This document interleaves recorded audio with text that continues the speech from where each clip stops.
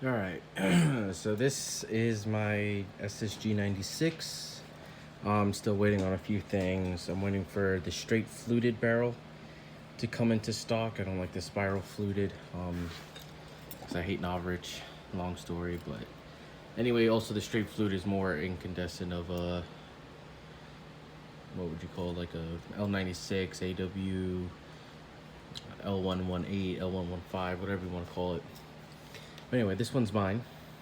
As you can see, that's my old stock right there. That's my friend's SSG96 with my old Novrich stock on it that I painted with Duracoat, which actually held up really well.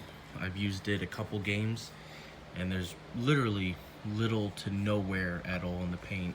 So I definitely recommend Duracoat. But I gave him my old stock because I got a new stock.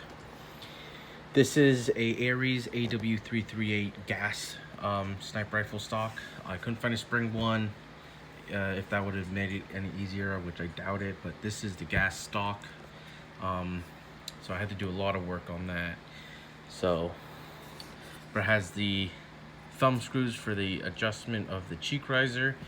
It has a monopod, has a folding stock, as you can see. Overall, it comes green, so I don't have to worry about paint ever scratching off, which now my friend has to worry about. This is a green nylon fiber stock.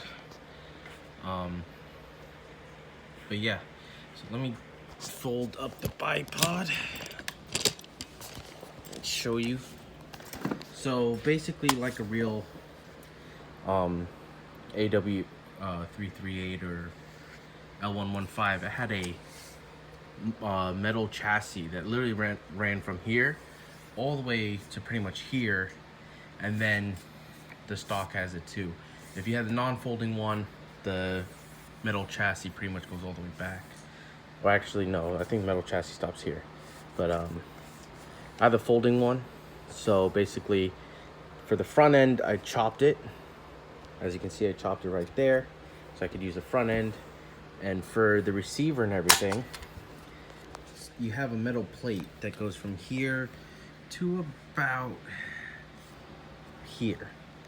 And that metal plate is the chassis for the stock one. So I got lucky that the front screw hole, which is a screw that goes all the way through, that one lined up. The rear one, however, did not.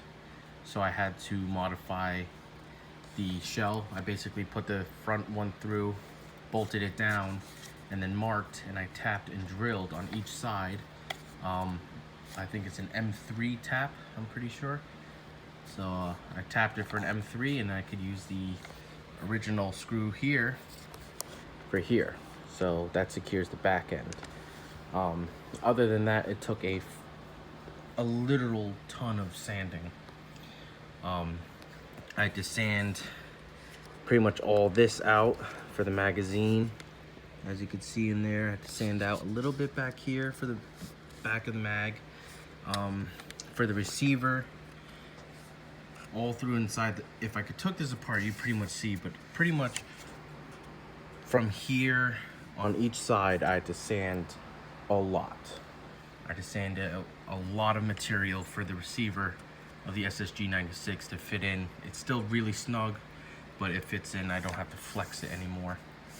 And then as for this folding stock part, it's only retained by one bolt back here. Originally, it actually screwed into the receiver and everything, but since I wasn't using the original receiver or the chassis, I had to cut it.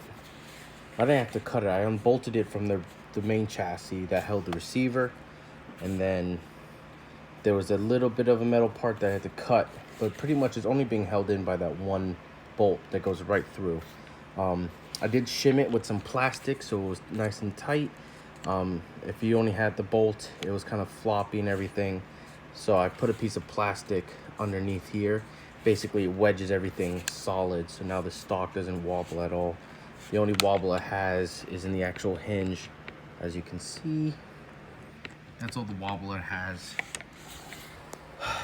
But yeah, I'll probably do a more in-depth review on everything, but it was a lot of work. These bodies are kind of hard to find, so I was a little heartbroken to do this because it was the gas version too, but it's done. I could, if I wanted to, put the original gas body back into here, or the gas receiver, which I have no idea what I'm going to do with the gas receiver, but I'm not going to use the gas receiver. I like having it as a Springer. It has its drawbacks because, you know, you have a heavy bolt pull and all that, but I don't have to worry about gas. I have way more consistency, and I was doing some chrono tests with the gas bolt and receiver. I was getting with a 2.5 like about 460 FPS average, but with the last few shots of the magazine, it went all the way down to like 300. So this is easier. The stock is a lot heavier now because there's a lot more metal inside the receiver. But overall, I just love this rifle now. I loved it before when I had this one painted, but now I don't have to worry about scratching up the paint, and I also have a folding stock, and it looks less and less like a SSG96, which is my goal. I do not want it to look like an SSG96. So really the only thing that's left for this rifle is to get rid of the outer barrel and put on a straight fluted one. I was sad that I couldn't use the outer barrel from the gas AW338. The threads are different. If you know anything, this barrel has male threads, and it threads into the receiver. The other one, the receiver had threads, and the outer barrel had female threads. So literally the opposite. That plus I would have to machine a hole for the hop up. I would have to machine pretty much I would have to machine everything for the magazine placement and the end of the piston, which even if everything did fit, that would be too much work. I don't have a mill or a lathe, so I didn't want to compromise too much of the integrity of the actual rifle. So